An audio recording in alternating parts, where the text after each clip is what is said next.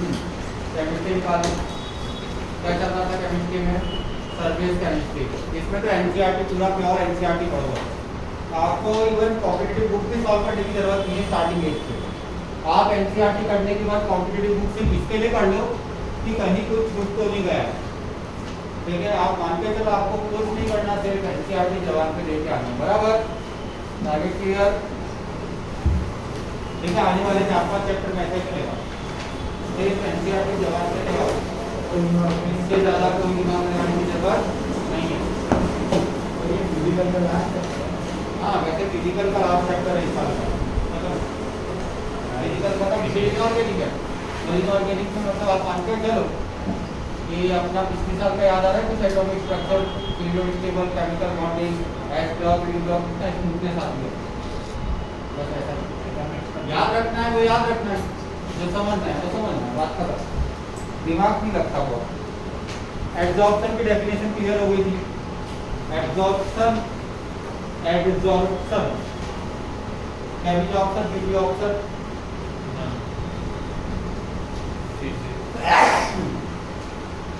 Absorption जो है वो एक्चुअली केमिकल रिएक्शन है। केमिकल रिएक्शन को हम अच्छे से अगर बोले तो उसे एब्जॉर्प्शन टॉपिक में नहीं डालना, क्योंकि वो परमानेंट है।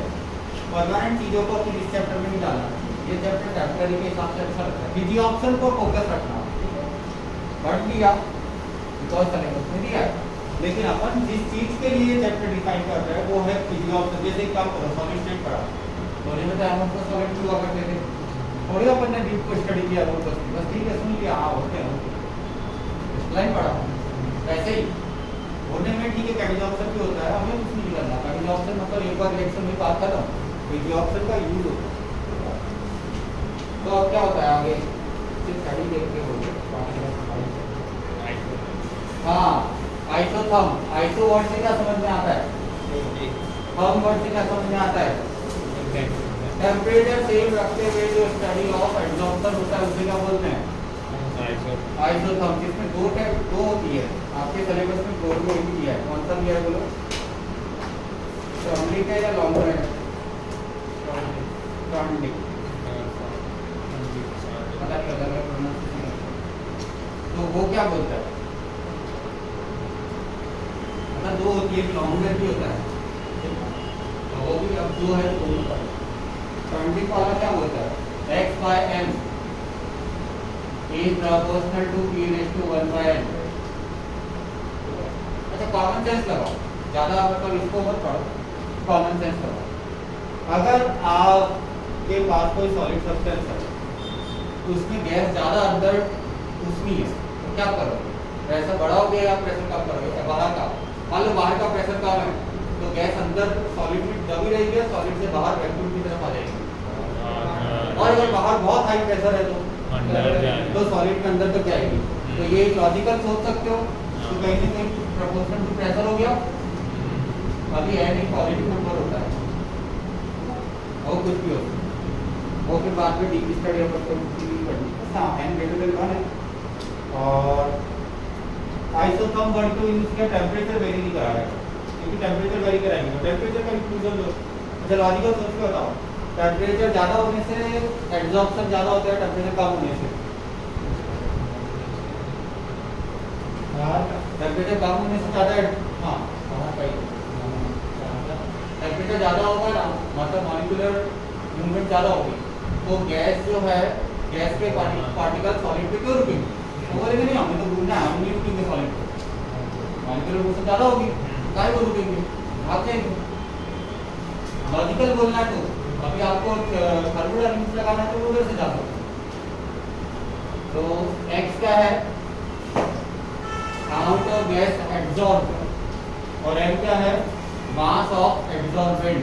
वो वर्ड के सिंबल पे मीनिंग लिखो, क्या है बोलो? x। अब अमाउंट में कौन सा अमाउंट है वो जरा पढ़ लो ना एक बार। ठीक है, अमाउंट ऑफ गैस है, तो अमाउंट में तो कौन सा है? ग्राम में है, मोल में है?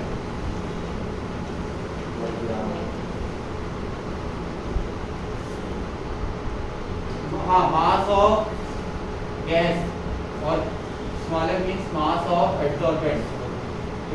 नहीं, वो एक्चुअली क्या होता है, यूनिट का थोड़ा कभी कभी लोचा हो जाता है।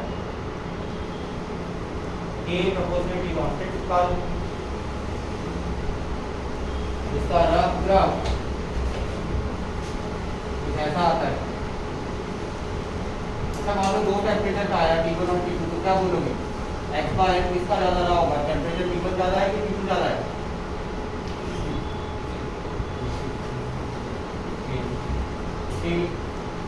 T1 ज्यादा है। हाई टेम्परेचर पे एब्जॉर्ब अमाउंट से कैसा रखो, वर्टिकल लाइन ड्रॉ करो, एब्जॉर्ब अमाउंट किधर ज्यादा है? इधर ज्यादा है, तो प्रेशर टेम्परेचर इधर कम है। टेम्परेचर ज्यादा है, एब्जॉर्प्शन कम, उसका मैथमेटिकल वर्जन है।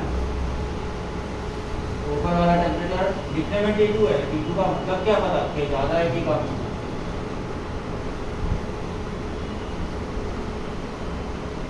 हाँ आइसो का मतलब सेम टेम्परेचर, एक कर पूरा सेम टेम्परेचर में स्टडी किया। ऐसे तो पीवी एंड आरटी में भी अपन पढ़ते थे ना, आइसोथर्मल प्रोसेस, दो ग्राफ बनाते थे, याद करो। करते तो थे आइसोथर्मल, लेकिन टेम्परेचर कांस्टेंट रखा, ये थोड़ी है कि नंबर फिक्स कर दिया। एक बार मेरा मूड हुआ 200 केल्विन रख दिया, एक बार मूड हुआ 300 केल्विन रख दिया।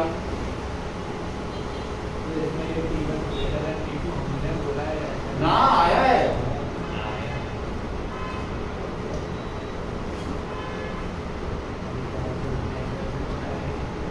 तुम्हारे घर से फोन आया है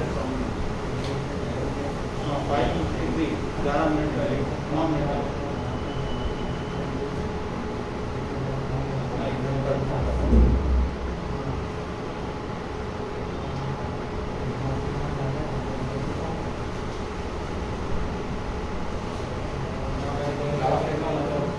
ऐसे बस याद तो रहता है कि वाइब्रेट होता है ना, कुछ ऐसा होता है तो पता चलता है फोन भी आ रहा है। आए तो मुझे याद होता है।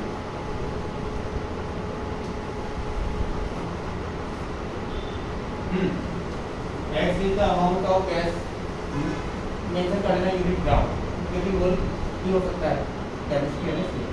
L is the mass of adsorbent, ठीक है। K लगा देंगे proportionality constant, P is the pressure, partial pressure.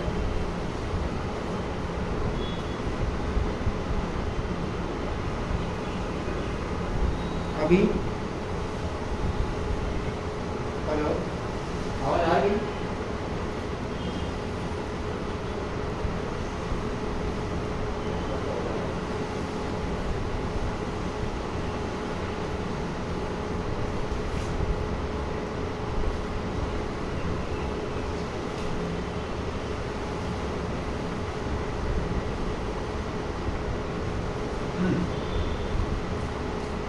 ये ठीक है, रफली इसका मैथमेटिकली अगर चलो लॉग ले लेते हैं, log x by m is equal to log a plus 1 by n log e, ठीक है। ये मैथमेटिक्स मान लो कल को क्या है, ये बायो वाला बंदा होता और उसका सब क्या कर दिया मुझे समझ में आया। मैथमेटिक्स वाला क्या पूछेगा इसमें? हमें लॉग और एनर्जी फंक्शंस वैल्यू याद रखनी पड़ती है, कोई याद करने की जरूरत नहीं। लॉग 2 मुझे तो लॉग 2 याद होता है, बाकी कुछ नहीं। एलएन की कोई वैल्यू जरूरत नहीं पड़ती।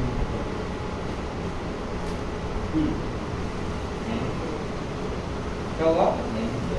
एन कुछ भी हो सकता है, गैस टू गैस तरीका है।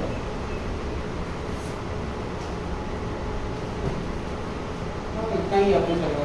हाँ इधर इसका ग्राफ करो तो लीनियर ग्राफ आएगा क्या, x by m और log p, मतलब log x by m log p,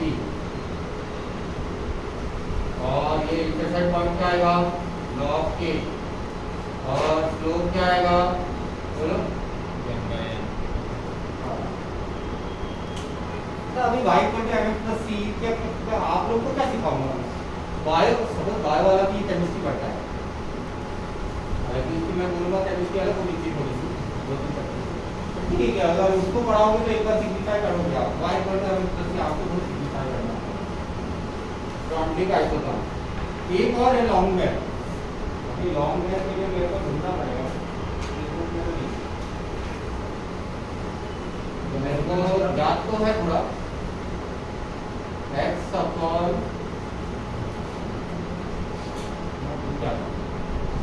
रटी हुई चीज है ना, इसमें थोड़ी याद नहीं है, a c upon 1 plus alpha. थोड़ी सी जगह छोड़ दो चाहिए तो मैक्सिमम जितना ये पढ़ा ना उतनी जगह छोड़, मतलब वो है वैसे भी ये क्लास वर्क है, वो भी आइसोटॉप ही है थोड़ा, मतलब कंडीशनल डिफरेंस है, तीन चालू होने की है। ये मेरे को अभी रखी हुई नहीं आ रही याद, क्योंकि तो ये एक साल पहले अभी याद आती है, फिर अभी एक साल के बीच में रिवीजन होता नहीं है, इस पर याद रहती है। तो कॉन्सेप्ट तो ऑन द स्पॉट भी रिवाइज कर लें, बुक में फिर तो वहाँ से देख के सिम्प्लीफाई कर दूंगा, इसकी मुझे चिंता नहीं है। रटा हुआ तो स्टेटमेंट रटा हुआ ही होता है।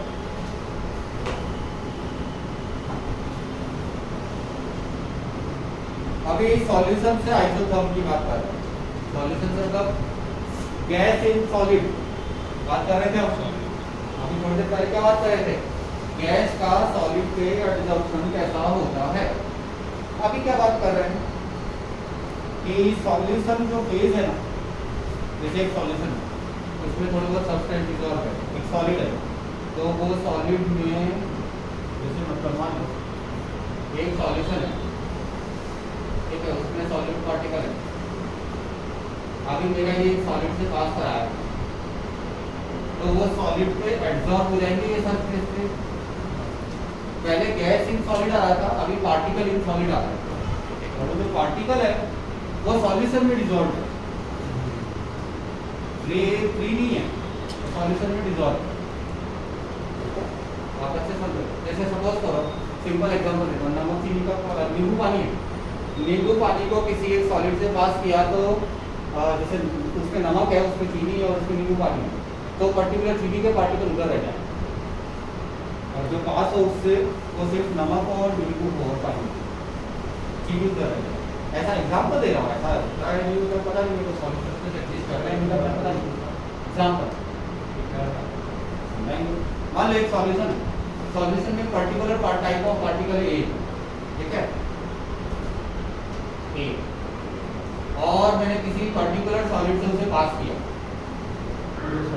ठीक है, सॉलिड से मतलब कोई भी सब सॉलिड तो कंपल्सरी नहीं है, पाउडर फॉर्म करेगा, लेकिन आजू बाजू जो एब्जॉर्बेंट का काम करना चाहिए, इसका काम करना चाहिए, एब्जॉर्बेंट का काम करना चाहिए, खाली एब्जॉर्बेंट से मैंने पास करवाया तो एब्जॉर्बेंट पे ए जाके डिपोजिट हो जाएगा, इसको बोलेंगे एब्जॉर्ब, क्या हो जाएगा, ए एब्जॉर्बेट है लेकिन वो फ्री स्टेट पे नहीं है, वो सॉल्यूशन स्टेट पे, और वो किसी एब्जॉर्बेंट से पास होगा, और जब एब्जॉर्बेंट से पास होगा तो इधर क्या हो जाएगा,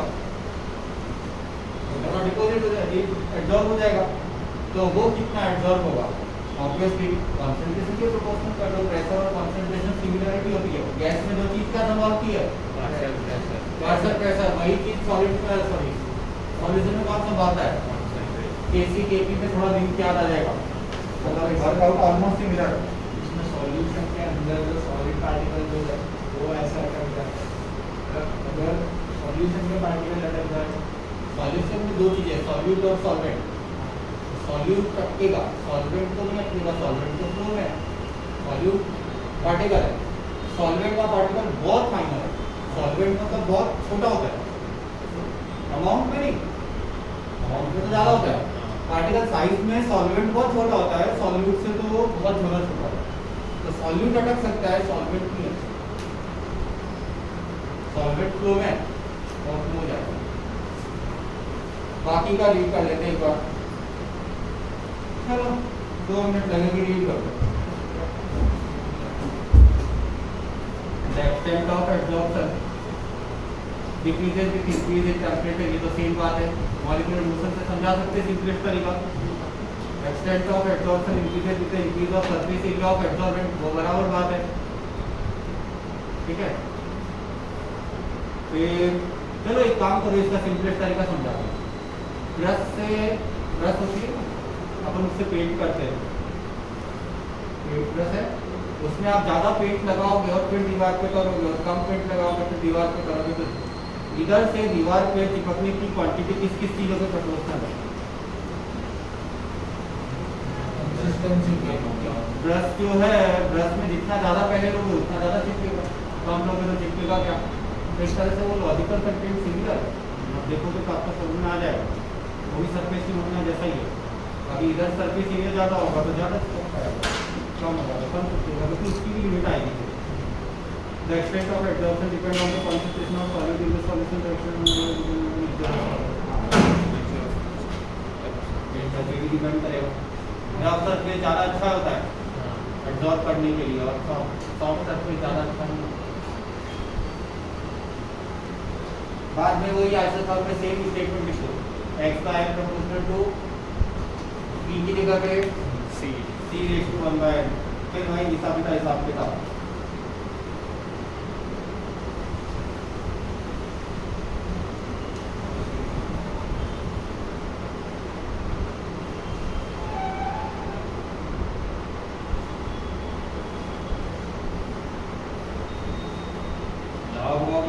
वापस वही मजदूरी, बस पी की जगह पे सी चिपका दो, बैटरी डाउन है, चल रही है ठीक ठाक, चलो बढ़िया है। एप्लीकेशन ऑफ एडजॉर्प्शन, इसमें 2-3 तो आपको रनिंग लाइफ में यूट्यूब में भी दिखेंगे, बाकी के आपको कैसे एक्सेप्ट करने पड़ेंगे। जैसे अब ठीक है, इन्होंने तो बोल दिया एप्लीकेशन, अब एप्लीकेशन हो सकता है कुछ अभी दिख जाए, कुछ ना दिखे, तो देखते हैं कौन कौन से आपके दिखते हैं। सबसे पहले मैंने आपको पहले भी बोला था, फिजिक्स के थ्रू वैक्यूम क्रिएट करना है, मतलब एक जगह से गैस निकाल के दूसरी जगह ले जाओ, फिजिक्स की एक लिमिट आएगी। फिर केमिस्ट्री, जैसे मान लो इस रूम में अभी सपोज करो 1000 पार्टिकल है गैस में, ऐसे ही सपोज करो कितने पार्टिकल हैं, 1000 पार्टिकल।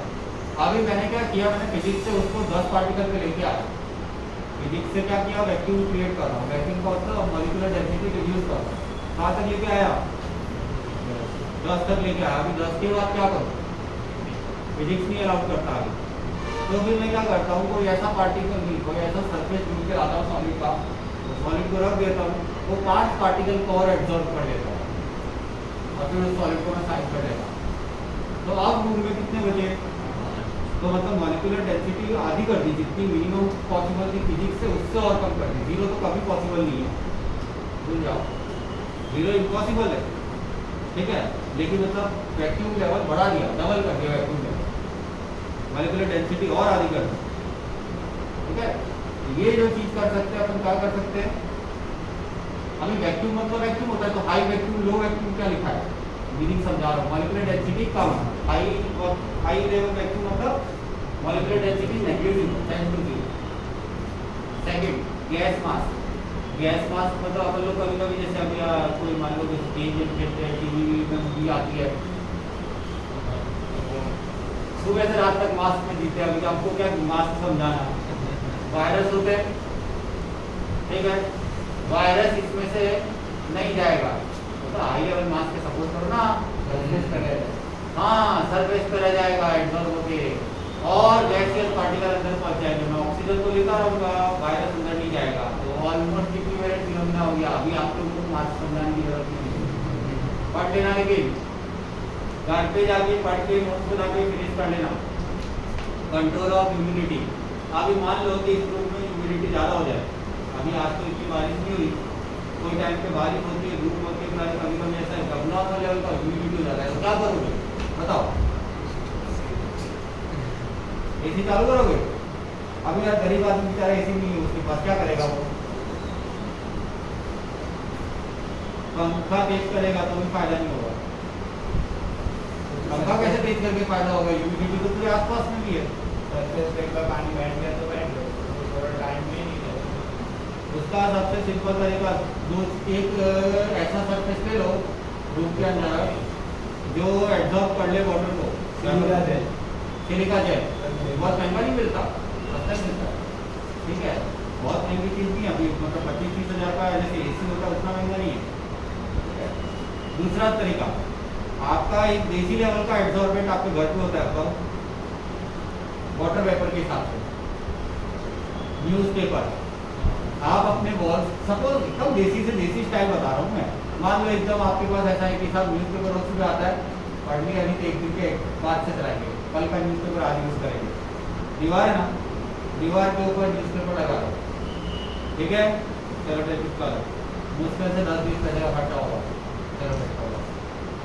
वो बहुत अच्छा एब्जॉर्बेंट है, क्योंकि रफ सरफेस होती है आपके, देखना अखबार का जो पेपर होता है ना वो मस्त रफ सरफेस होता है, तो वो वाटर वेपर को बहुत अच्छे से क्या करेगा, उसके पास से वाटर वेपर निकलेगी, और वाटर वेपर क्या होती है, ज़्यादा जल्दी एब्जॉर्ब होती है रादर देन ऑक्सीजन नाइट्रोजन। पता है क्यों?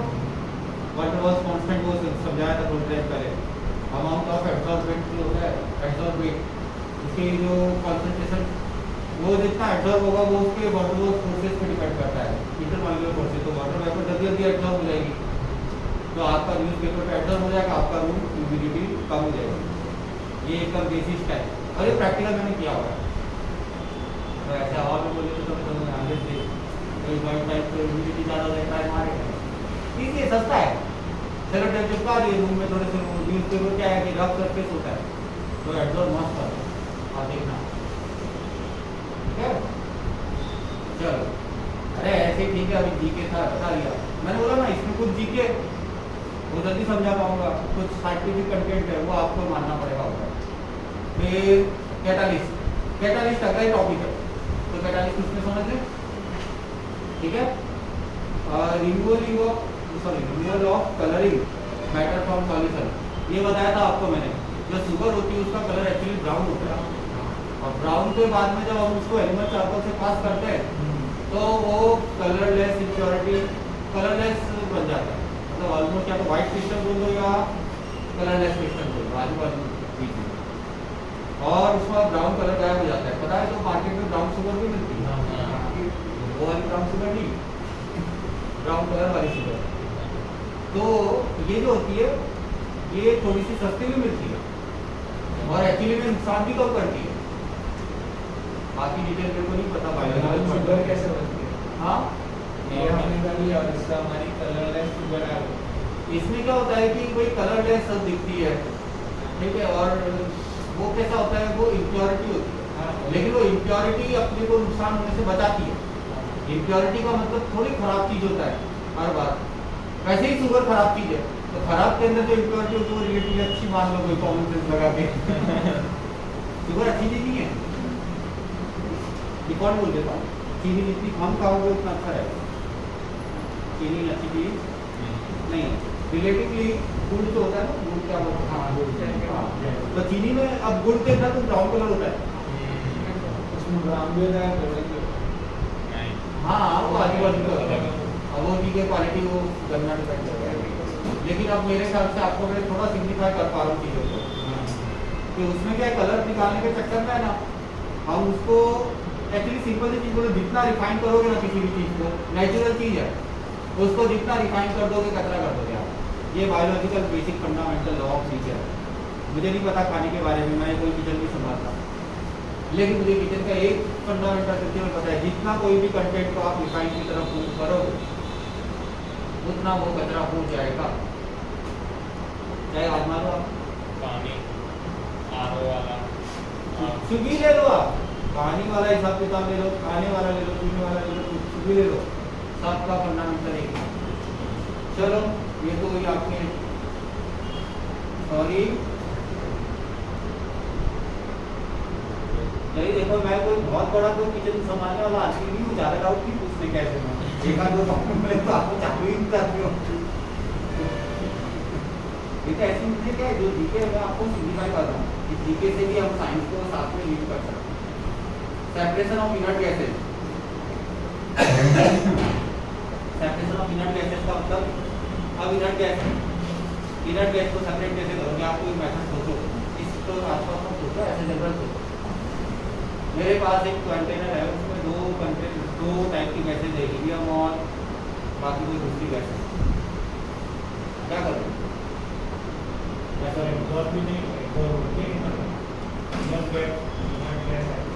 बहुत कम, तो कोई सब्सटेंस ले लो, इसके अंदर मतलब SO2 भी है और इनर्ट गैस भी है, तो SO2 उधर एब्जॉर्ब हो जाएगी, इनर्ट गैस बच जाएगी, इनर्ट गैस अलग कर लो, फिर उसमें से डिसॉल्व करा लो SO2, ना। और एब्जॉर्प्शन अमाउंट जो इनर्ट गैस की बहुत नेग्लिजिबल होती है, तो इनर्ट गैस की एब्जॉर्प्शन अमाउंट बहुत कम होती है, इसके इनर्ट गैस उसको एब्जॉर्ब नहीं होती। तो एक कंटेनर है जिसके अंदर एक क्या है SO2, या CO2 और एक है इनर्ट गैस, ठीक है। तो मैं क्या करूँगा, कार्बन डाला, SO2 या CO2 उस पर एब्जॉर्ब होगी ज़्यादा और इनर्ट गैस उस पर कम एब्जॉर्ब हुई और वो कंटेनर में अब जो बचा वो कौन बचा, इनर्ट गैस, और सॉलिड अलग ले लिया, एक दूसरे कंटेनर में डाल दिया, उसमें डिजॉल्व करवा, डिजॉल्व कराने के लिए टेम्परेचर, जैसे मैंने बोला प्रेशर बढ़ाओगे तो एब्जॉर्प्शन ज़्यादा, तो प्रेशर कम कर दो, टेम्परेचर बढ़ा दो, डिजॉल्व हो गया। तो ठीक है ना, एब्जॉर्ब प्रोसेस का उल्टा version dissolve. In chlorine disease, अच्छा ये आप लोगों को पता होगा, जैसे पानी के लिए अपन कभी कभी वो क्लोरीन बॉल्स डालते हैं, तो ठीक है ना भाई, क्यों डालते हैं, क्या होता है वो, कैसे मारता है,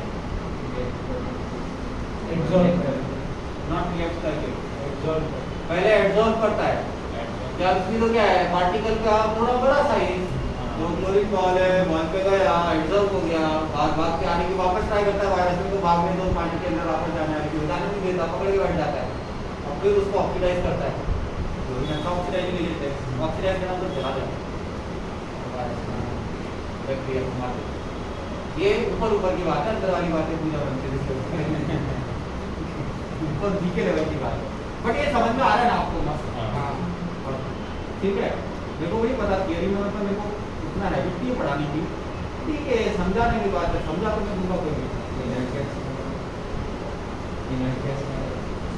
देखो एक कंटेनर है एक, जिसके अंदर दो गैस है, SO2 और हीलियम, तो मेरे को दोनों को सेपरेट करना है, बीच तो एक कंटेनर है बीच जिसमें कुछ नहीं है, तो मैं क्या करूँगा, एक सॉलिड घुसाऊंगा, ये वो सॉलिड होना चाहिए ऐसा एब्जॉर्बेंट अच्छा वाला, तो वो SO2 सारी एब्जॉर्ब करके ले आएगा और उसको मैं चिपका दूंगा बी कंटेनर में। अभी ए में रह गया इनर्ट गैस, बी के अंदर मैं डिजॉल्व करवा दूंगा। डिजॉल्व कैसे करवाया जाता है भाई, जो एब्जॉर्ब कराने का प्रोसेस था जिससे एब्जॉर्प्शन बढ़ता है उसका उल्टा वर्जन चालू करता है, मतलब टेम्परेचर बढ़ा दो, टेम्परेचर बढ़ाओ तो सर्कुलर मोशन चालू हो जाएगी, तो गैसेस पार्टिकल अब टूट टूट के बाहर आ जाएंगे, ठीक है, उसी को भी ना मोशन को ट्रैक करेंगे। दूसरा प्रेशर कम कर दो एनवायरनमेंट का, मतलब उसका एग्जाम बी वाला, बी के अंदर पहले से वैक्यूम रखो तो चुपचाप सारी गैस बाहर आ जाएगी। फिर आता है फ्लोटेशन मेथड, देखो ये नेक्स्ट चैप्टर आने वाला है, सब देख लेंगे, अभी एक बार के लिए इसमें भी लिखा है, वैसे यूनिट 6 लिखा है, ठीक है। तो अभी मतलब ऊपर से बोल दूंगा, लेकिन अंदर वाली बात तो तभी मजा आएगा। फिर आता है एब्जॉर्प्शन इंडिकेटर, ये मुझे नहीं आता, और क्रोमेटोग्राफिक एनालिसिस ये मुझे नहीं आता। रट्टा मारना है तो मैं भी लगवा दूंगा, उसमें कोई बहुत बड़ी चीज़ नहीं है, आप डायरेक्टली रट्टा मारोगे, सपोर्ट से रट्टा मारो, लेकिन ये बोर्ड में कैसा देखो, जेई में रेयर चांस है, ठीक है, लेकिन इसको बोर्ड में पूछना कैसे पूछते बता देता हूँ। Right any two application of absorption PG option, तो इसमें से कोई दो चिपका दो, तो कोई जरूरत थोड़ी नहीं है दो चिपका लेना, चिपका दो, ठीक है, मतलब जेई में नहीं पूछने वाले, और ठीक है एक दो बार अगर एक दो चीजें याद करनी पड़े तो पढ़ लेना भाई, और क्या हो। हाँ इंटेक्स्ट एक बार देख लेते हैं। Right any two characteristics of absorption, क्या होता है, केमिकल बॉन्ड बनता है, एक्सोथर्मिक है हाई, ठीक है, इनिशियल टेंपरेचर रिक्वायरमेंट हाई, और होता है activation energy high, one layer होता है, मोनो लेयर, ठीक है, परमानेंट बन जाता है, रिवर्सिबल नहीं है, बस तीन चार कोई भी पॉइंट चिपका दो, कोई भी पूछे, ये भी कोई बोर्ड के लिए दो बात का क्वेश्चन बन गया। फिर ऐसे ही why does PG option decrease with increase in temperature, ये सही है, इसको आप डेल्टा जी वाले रास्ते से समझा सकते हो, इसका वैसा मत समझाना मॉलिक्यूलर मोशन वाला, मैं सिर्फ समझाने के लिए बोलता हूँ, सही भी है, लेकिन बोर्ड एक्सेप्ट नहीं करेगा, बोर्ड वही नहीं मानेगा जो बुक के अंदर लिखा है, बुक में डेल्टा जी वाला प्रिंसिपल समझाया गया है, ठीक है, तो आप डेल्टा जी वाले रास्ते से समझाएं, यहाँ नीचे करके लिख लेना डेल्टा जी वाला रास्ता, बोर्ड के लिए, जेई के लिए जो मैं बोलता हूँ मैं कॉन्सेप्ट बोलता हूँ, तो जेई में बोर्ड में सब दुनिया में चाहिए, लेकिन अभी क्या है बोर्ड वाले क्या है उल्टा पुल्टा एक्सेप्ट नहीं करेंगे, फाइनल वाले का तो नहीं पता, वो शायद कर ले, पढ़े लिखे चेक कर, बीच में इंटरमीडिएट स्टेज है ना, उसके अंदर पढ़े लिखे लोग सारे फाइनल चेक करते हैं ना, बड़े जीनियस लोग होते हैं, एक से एक चैंपियन होते हैं। सीबीएसई के पर्टिकुलर में बोलूँ ना, सीबीएसई का जो चेकर्स होते हैं ना, वो एकदम एक्सट्रीमली इंटेलिजेंट होते हैं, मतलब बहुत हाई प्रोफाइल, मतलब मेरे से डबल नॉलेज लेके पूछते हो, एनसीईआरटी के लेवल के कंटेंट का मेरे से 4 गुना नॉलेज होगा, तो वो आपको जो भी लिखोगे वो पढ़ेंगे और समझेंगे और सही लगेगा तो देंगे। गुजरात बोर्ड पे गारंटी नहीं है। गुजरात बोर्ड वाले को स्ट्रिक्टली बोल देता वो तुम्हारे ऐसे ही होते हैं।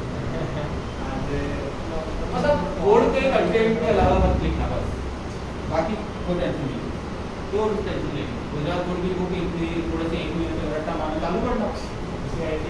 हाँ मतलब एनसीईआरटी समझने के साथ साथ रट्टा मारना चालू करना। हमारे 2 दिन चैप्टर याद किया, chemistry. Why are powder substances more effective adsorbent than their crystallized form? Large surface area. Next topic is catalysis. Bottom wise topic 5.1. अभी catalysis जो है तो पूछना चाह रहे थे तो कल लेगी catalysis, कल पूरा हो जाएगा catalysis। तेरी है तो कल या परसों तक हो जाएगा। अब आप अपनी कॉम्पिटिटिव बुक लाए क्या? हाँ बोलो।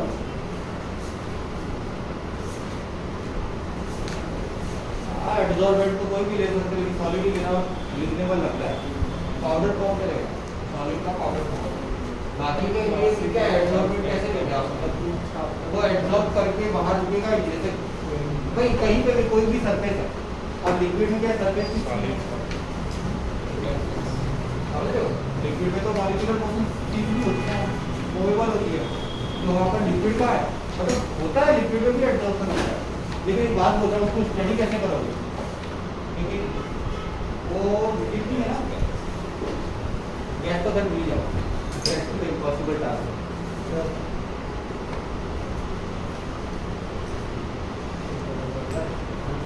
क्या हुआ? अभी कितने बज रहे हैं?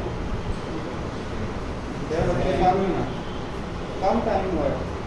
मैं क्या नया टॉपिक से कैटालिसिस चालू क्यों करूँ अभी? हाँ नहीं आपको ये करना नहीं, कॉम्पिटिटिव वाले किसी के पास है क्या? हाँ इसमें बस बता देता हूँ, फर्स्ट टॉपिक कर लेना, एडजॉर्प्शन है, ऐसा बोल रहा हूँ। बाकी 40 तक नहीं 40 नहीं, माइनस 20 तक कैटालिसिस है तो 20 तक रीडिंग कर लेना। तो पहले रीड करना, फिर नोट बनाना, फिर ये सॉल्व करना। देखिए फिर तो फिर क्या होता है, आपको क्वेश्चन सॉल्व करने में बार बार एनसीईआरटी रिकॉल करना पड़ेगा, जबकि एनसीईआरटी रीड करनी, नोट्स बना लिया, ऑलमोस्ट याद होगा टेम्परेरी तो फिर आप उसके बाद 20 क्वेश्चन सॉल्व करोगे, ऑलमोस्ट हो जाएगा। ठीक, मैथ कंटिन्यू कर देगा, करना है। हाँ 2-3 मिनट का जैसा ब्रेक है, स्टॉप मत करना चाहिए। रिकॉर्डिंग रिकॉर्डिंग नहीं वरना ऐसे बंद करके और